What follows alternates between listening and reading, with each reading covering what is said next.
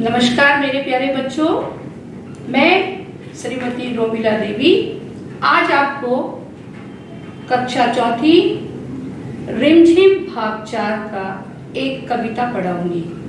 मैं आशा करती हूँ कि आप अपने परिवार में अपने भाई बहन माता पिता के साथ सकुशल होंगे। तो इस कविता को कवि रामधारी सिंह दिनकर जी ने लिखा है।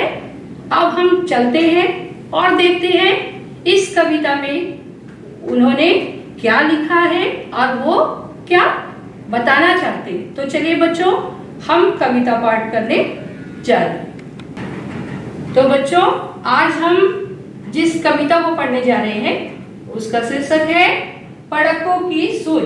तो बच्चों चलिए आज हम इस कविता का आनंद लेते हैं। एक पढ़क्कू बड़े तेज थे, तर्क शास्त्र पढ़ते थे, जहाँ न कोई बात वहाँ भी नई बात करते थे। एक रोज वे बड़े फिक्र में, समझ नहीं कुछ पाए, बैल घूमता है कोलू में कैसे बिना चलाए। कई दिनों तक रहे सोचते, मालिक बड़ा गजब है, सिखा बैल को रखा इसने, निश्चय कोई ढब है। आखिर एक रोज मालिक से पूछा उसने ऐसे, अजी बिना देखे लेते तुम जान भेद यह कैसे। कोलू का या बैल तुम्हारा चलता या अड़ता है, रहता है घूमता खड़ा हो या पागुर करता है। मालिक ने यह कहा, अजी इसमें क्या बात बड़ी है, नहीं देखते क्या गर्दन में घंटी एक पड़ी है। तो बच्चों, अभी हम लोगों ने जो कविता पढ़ी उसका हम अर्थ समझने की कोशिश करते हैं। एक पढ़क्कू बड़े तेज थे, तर्कशास्त्र पढ़ते थे। पढ़क्कू जो हमेशा पढ़ते लिखते रहता है, पढ़ने वाला, तेज होशियार, तर्कशास्त्र जो किसी बात के पीछे लग जाते हैं, उस तरह लोग को हम क्या बोलते हैं, तर्कशास्त्र। जहां ना कोई बात वहां भी नई बात गढ़ते हैं। गढ़ने का मतलब यहाँ पे क्या है, बनाना, बनाते हैं। एक रोज वे बड़े फिक्र में, समझ नहीं कुछ पाए। फिक्र बोले से बच्चों चिंता करना, सोचना। बैल घूमता है कोलू में कैसे बिना चलाए। कोलू का जो बैल है वो कैसे घूमता रहता है, वो चिंता में पड़ गए। कई दिनों तक रहे सोचते, मालिक बड़ा गजब है। वो कई दिनों तक यही सोचते कि वो बैल का जो मालिक है ना वो बहुत गजब है, अजीब है। उसने सिखा बैल को रखा इसने, निश्चय कोई ढब है। उसने अपनी बैल को जरूर ही कोई ऐसी तरीका सिखा रखा है जिससे उसका बैल जो कोलू में घूमता रहता है। आखिर एक रोज मालिक से पूछा उसने ऐसे, उसे जो है इतनी इच्छा हो रही थी कि कैसे घूम रहा है, क्या हो रहा है। तो उसने क्या किया, जाके उस बैल के मालिक से ही पूछ लिया कि अजी बिना देखे लेते तुम जान भेद दिया कैसे। बिना देखे, जब कोलू के बैल चलता रहता है तो उसके मालिक वहां नहीं रहता है, वो कहीं और रहता है। तो उससे वो पूछता है कि तुम ये कैसे जान लेते हो कि तुम्हारा बैल चलता रहता है। कोलू का या बैल तुम्हारा चलता या अड़ता है। अड़ना बोले से रुक जाना। रहता है घूमता खड़ा हो या पागुर करता है। बच्चों यहाँ पागुर शब्द देखिए, जो भी जानवर होते हैं जैसे गाय है, बकरी है, भैंस है, ये लोग जब दिन भर ये चलते रहते हैं और जब रात को बैठते हैं तो मुंह चबाते रहते हैं। तो इस चबाने की प्रक्रिया को हम क्या कहते हैं, पागुर। मालिक ने यह कहा, अजी इसमें क्या बात बड़ी है। मालिक जो है पढ़क्कू से बोलता है, अजी इसमें कौन सी बड़ी बात है, नहीं देखते क्या गर्दन में घंटी एक पड़ी है। उस कोलू के बैल के गर्दन में क्या है, एक घंटी है। तो मालिक बोलता है कौन सी बड़ी बात है, आपको नहीं दिखाई देता कि उसके गर्दन में मैंने एक घंटी बांध रखी है। तो चलिए बच्चों आगे चलते हैं। जब तक यह बजती रहती है मैं ना फिक्र करता हूँ, हाँ जब बजती नहीं दौड़ कर तनिक पूछ धरता हूँ। कहा पढ़क्कू ने सुनकर तुम रहे सदा के कोरे। बेवकूफ मंतिक की बातें समझ सकोगे थोड़े। अगर किसी दिन बैल तुम्हारा सोच समझ अड़ आए। चले नहीं बस खड़ा खड़ा गर्दन को खूब हिलाए। घंटी टुन टुन खूब बजेगी तुम ना पास आओगे। मगर बूंद भर तेल सांझ तक भी क्या तुम पाओगे। मालिक थोड़ा हंसा और बोला कि पढ़ो जाओ। सीखा है यह ज्ञान जहाँ पर वहीं से फैलाओ। यहाँ सभी कुछ ठीक ठाक है यह केवल माया है। बैल हमारा नहीं अभी तक मंतिक पढ़ पाया है। जब तक यह बजती रहती है मैं ना फिक्र करता हूँ। मालिक क्या बोलता है, बैल की गली में जो घंटी है ना वो जब तक बजती रहती है मेरे को कोई चिंता नहीं होती है। हाँ, जब बजती नहीं दौड़कर तनिक पूंछ धरता हूँ। जब वो बैल की गली की घंटी बजने बंद हो जाती है तब मैं दौड़ के तनिक थोड़ा सा, तनिक बोलने से थोड़ा सा पूंछ धरता हूँ। पूंछ धरने का मतलब बच्चों वो पूंछ को पकड़ के हल्का से मरोड़ देता है, पूंछ पकड़ता है। कहा पड़कू ने सुनकर तुम रहे सदा के कोरे। पड़कू ये बात जब सुनता है मालिक का तो बोलते तू सदा ही कोरे, मतलब या कोरे का मतलब है बेवकूफ, जिसको अक्ल नहीं होती है। ये जगह में कविता में यही मीनिंग है, इसका अर्थ है बेवकूफ, कम बुद्धि वाला।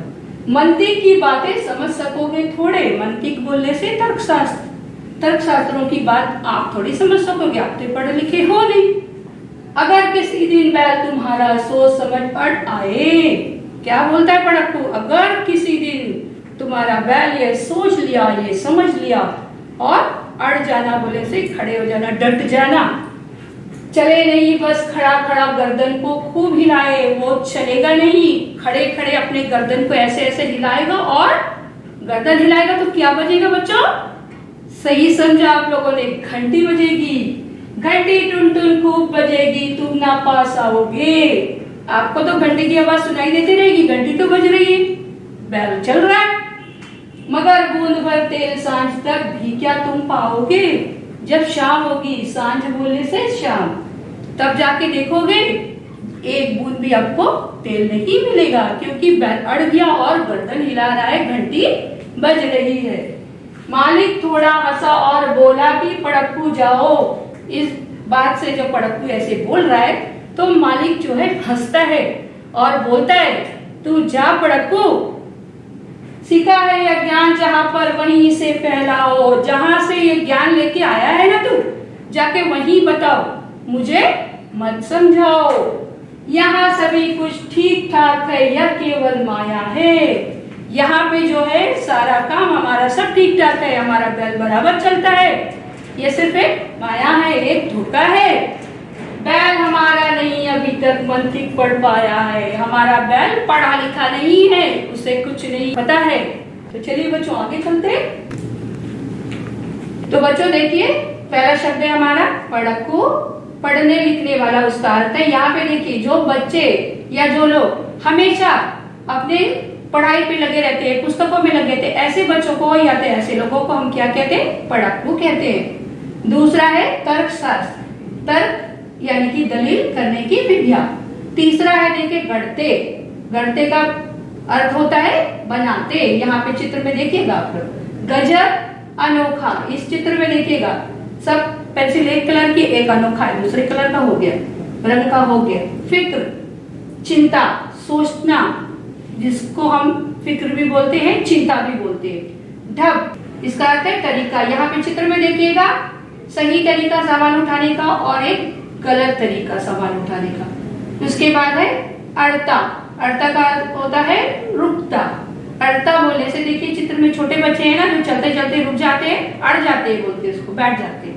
पागुर, पागुर का मतलब जुगाली। मैंने कहा ना पढ़ाते पढ़ाते आपको, जानवर जब खा पी के बैठ जाते हैं उसके बाद वो क्या करते हैं, जुगाली करते हैं, वो चबाते रहते हैं। तनिक, तनिक का अर्थ होता है थोड़ा सा। या चित्र में देखिए सबसे पहले ज्यादा, उससे कम होते होते थोड़ा सा। तो अब हम बढ़ते हैं अगले अभ्यास की तरफ। बच्चों, यहाँ पे लिखा है वाक्यांशों के लिए एक शब्द। चित्र देखिएगा, पहले ध्यान से देखिएगा। पहला है बहुत अधिक पढ़ने वाला। जो लोग बहुत अधिक पढ़ते हैं उसको हम लोग क्या बोलते हैं? पढ़क्कू या पढ़ाकू। ये देखिए बैठा है, कितनी किताबें लेके बैठा हुआ है। दूसरा है हमारा बहुत अधिक बातें करने वाला। उसको हम लोग क्या बोलते हैं? बातूरी। खाली वो बकते रहता है, बक बक बक बक करते रहता है। तीसरा है बहुत अधिक रोने वाला। उसको हम बोलते हैं रोतड़ू। जो हमेशा रोते रहता है, हर छोटी छोटी बातों में रोते रहता है, उसके क्या बोलते हैं लोग? रोतड़ू। उसके बाद देखिएगा चौथा नंबर में बहुत अधिक लड़ने वाला, लड़ाकू। ये देखिएगा लड़ रहे हैं, ये क्या है? ये लड़ाकू है जो मार दिया उसको। ऐसे लोगों को क्या कहते हैं हम? लड़ाकू। पांचवा नंबर देखिएगा बहुत अधिक पैसे खर्च करने वाला। उसको क्या बोलते हैं हम? खर्चीला। देखिएगा ये बच्ची कितने सामान खरीद के ला रही है, बहुत सारे खर्च करके आ रही है। अब हम बढ़ते हैं अगले अभ्यास की तरफ। विलोम शब्द। बच्चों ध्यान से देखिएगा, क्या है ये? मालिक। मालिक का विलोम क्या होगा?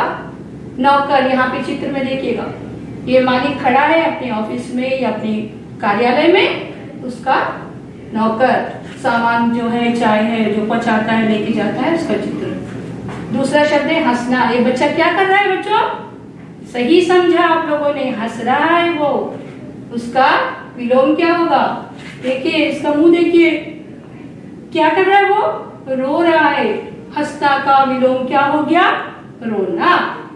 यहाँ पे देखिएगा नहीं नहीं, बहुत सारी चीजें रखी गई है, नहीं, उसका विलोम होता है पुरानी। ये सारे बर्तन पुराने हैं और ये सारे नहीं। ये देखिएगा यहाँ लिखा है बैल, चित्र में भी दिया गया है बैल। बैल का विलोम गाय। ये देखिएगा गाय। पहचानते हो ना, जानते हो ना गाय? शाबाश, बढ़िया। उसके बाद देखिएगा ये चित्र देखिएगा, ये कौन सा समय का है? जब शाम हो रही है, सांझ बोलते हैं इसको हम। और इसका विलोम होता है सुबह। देखिए यहाँ सूरज निकल रहा है और यहाँ पे सूरज अस्त हो रहा है। तो बढ़ते हैं हम अपने अगले अभ्यास की तरफ। शब्दों के उचित समानार्थी शब्दों के नीचे रेखा खींचिए। यहाँ पे मैंने 4 शब्द दिया है और चित्र देख के बताइएगा पहला सबसे जो 3 में से सही कौन सा है, इसको हमको रेखा खींच के बताना है। पहला है हमारा शब्द क्या है? माता। माता को हम लोग और क्या कहते हैं? इसमें से देखिएगा दादी, दादी कहते हैं, माँ, माँ कहते हैं, चाची। बताइए कौन सा सही होगा? शाबाश, माँ। यहाँ पे देखिएगा बच्चे किसकी गोद में? माँ की गोद में। दूसरा है हमारा मालिक। पहला शब्द देखिएगा सेवक, स्वामी, से। अब बताइए मालिक को हम लोग और क्या कहते हैं? सही कहा आप लोगों ने, स्वामी। मालिक को स्वामी कहते हैं। यहाँ पे देखिएगा। तीसरा है हमारा रात। रात को हम लोग और क्या कहते हैं? देखिएगा पहला है निशा, दिशा, जलधि। ये तीनों में से बताइए रात को हम क्या कहते हैं? सही, निशा कहते हैं। चौथा हमारा आकाश। देखिएगा पावर, गगन, अंधेरा। इन तीनों में देखिएगा कौन सा आकाश का समान अर्थ है? सही समझा आप लोगों ने, आकाश का समान अर्थ है गगन। पांचवा देखिएगा जल। जल को और हम क्या बोलते हैं? समीर, अग्नि, नीर। देखिए जल को हम क्या कहते हैं? सही बच्चों, नीर कहते हैं जल को। छठा नंबर देखिएगा मित्र। मित्र, मनुज, सुत, सखा। देखिएगा इसमें चित्र में भी दिया है, ये देखिए कितने सारे मित्र बैठे हैं। क्या बोलते हैं हम? मित्र का समानार्थ होता है सखा। तो प्यारे बच्चों अभी आप लोगों ने देखा समानार्थी शब्द। अब हम बढ़ते हैं अगले अभ्यास की तरफ। तो बच्चों हमारा अगला अभ्यास है गणना। पढ़क्कू क्या करता था? पढ़क्कू बहुत सारी नई नई बातें बनाते रहता था, बातें गढ़ते रहता था। तो यहाँ पे कुछ लोगों का चित्र दिया है, आपको इन चित्रों को देख के बताना है कि ये लोग क्या क्या चीज बनाते हैं। देखिएगा पहले चित्र में क्या है, गहने या आभूषण। ये गहने या आभूषण कौन बनाता है, कौन गढ़ता है इसे? इसे हम सुनार कहते हैं। दूसरा चित्र में देखिए ये क्या बना रहा है, लोहे की चीजें बना रहा है। लोहे की चीजें जो बनाता है उसे हम कहते हैं लोहार। तीसरे चित्र में देखिएगा ये क्या कर रहा है, बर्तन बना रहा है। जो लोग बर्तन बनाते हैं उसे हम क्या कहते हैं बच्चों, ठठेरा। यहाँ पे देखिएगा क्या कर रहा है, ये कुछ लिख रहा है, कविताएं लिख रहा है। जो लोग कविताएं लिखते हैं उसे हम कवि कहते हैं। इस चित्र में देखिएगा मिट्टी के बर्तन बना रहा है। जो लोग मिट्टी के बर्तन बनाते हैं उसे हम कुम्हार कहते हैं। तो बच्चों अब हम बढ़ते हैं अपने अगले अभ्यास की ओर। बच्चों यहाँ पे देखिएगा शब्दों के अर्थ अक्षर जाल में खोजे। ये हमारा ये यहाँ पे ये जो चित्र है मैं इसमें दिखा रही हूँ। यहाँ पे कुछ शब्द मैंने दिया है, इन शब्दों के अर्थ ढूंढना है आप लोगों को इस अक्षर जाल में। शब्द नहीं ढूंढना है, शब्दों के अर्थ ढूंढना है। पहला शब्द है हमारा ढब। ढब का मतलब क्या होता है, सही समझा आप लोगों ने। ढब का मतलब तरीका होता है। देखिए तरीका ऐसे ढूंढ के इसको हम एक बॉक्स की तरह बना लेते हैं। दूसरा शब्द है हमारा भेद। भेद का अर्थ ढूंढिए, सही, राज। यहाँ पे इसको ऐसे बॉक्स बना लीजिए और राज। तीसरा है हमारा गजब। गजब का अर्थ देखिए बच्चों, कमाल। यहाँ पे देखिए कमाल का मामिया का मतलब ला, कमाल। अब इसको ऐसे बॉक्स बना लीजिए। हमारा चौथा शब्द है मंतिक।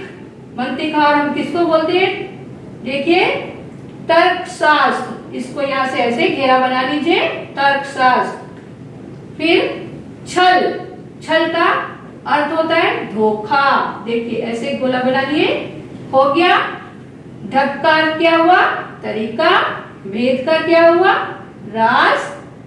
गजब का कमाल। मंतिक का तर्कशास्त्र। छल का धोखा।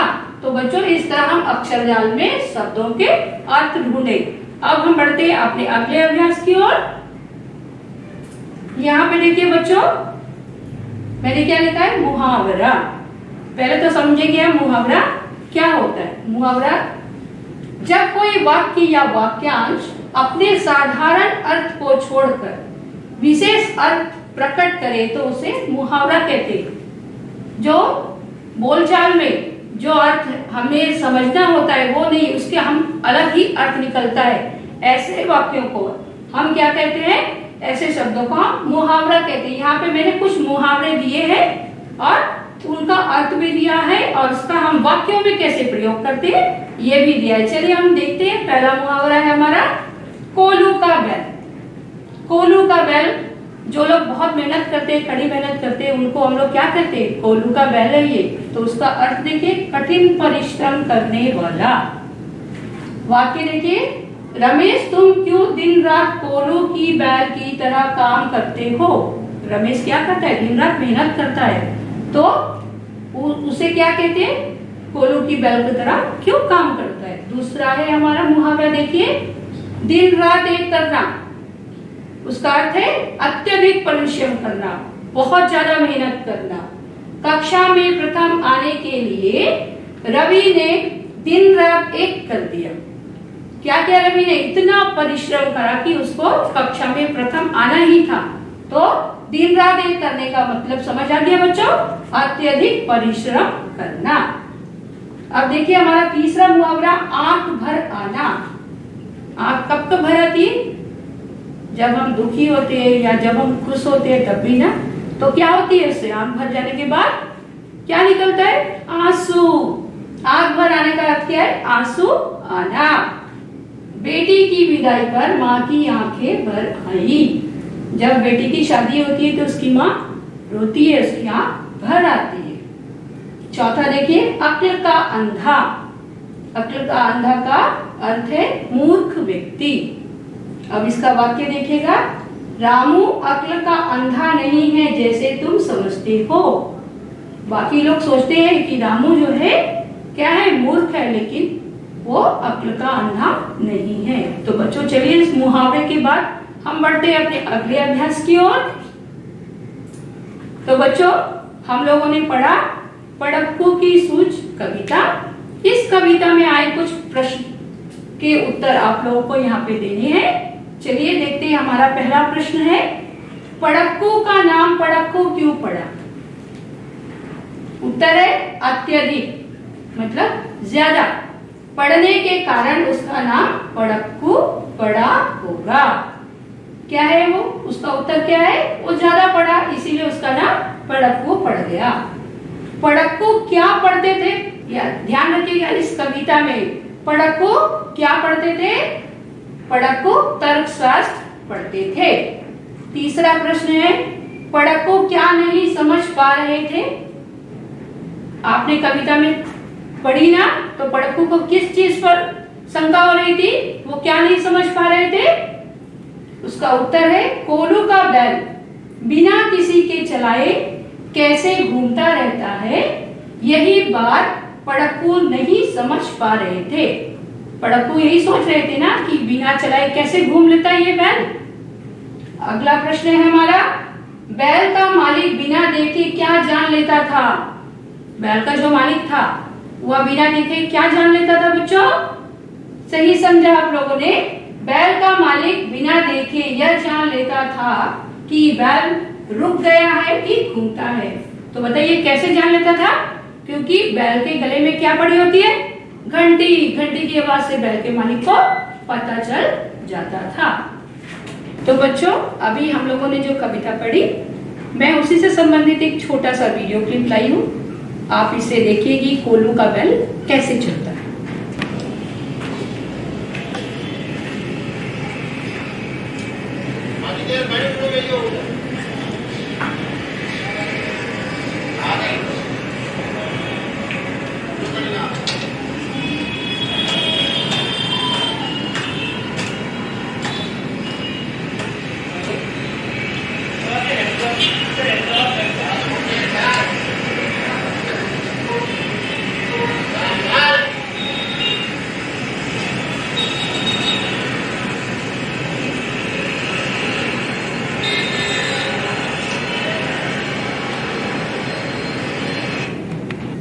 तो बच्चों अभी आप लोगों ने कविता पढ़ी। मैं आशा करती हूँ कि आप सभी को ये कविता अच्छी लगी होगी और समझ आई होगी। तो बच्चों अब मैं आप लोगों से विदा लेती हूँ।